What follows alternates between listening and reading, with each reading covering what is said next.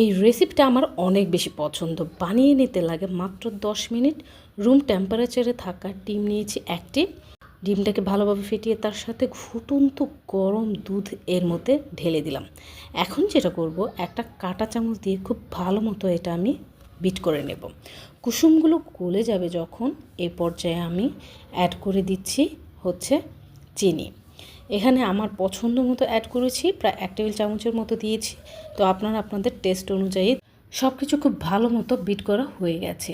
চিনিও গলে গেছে। এদিকে একটি পাতিলের পানিতে বলক চলে এসেছে। একটি টিস্যু পেপার দিয়ে ডিমের বাটিটা এখানে বসিয়ে দিলাম। সামান্য এলাচি ফ্লেভার দিয়েছে, আপনারা চাইলে ভ্যানিলা এসেন্স ব্যবহার করতে পারেন। এই পর্যায়ে আমি একটি ক্যারামেল সস বানিয়ে নেব। এই যে আমি 2 টেবিল চামচ চিনি আর 2 টেবিল চামচ পানি দিয়েছি, আর দিয়ে দিচ্ছি বাটার। তারপর একসাথে ভালোভাবে নেড়েচেড়ে ঝাল করে চুলা থেকে নামিয়ে নিয়েছি।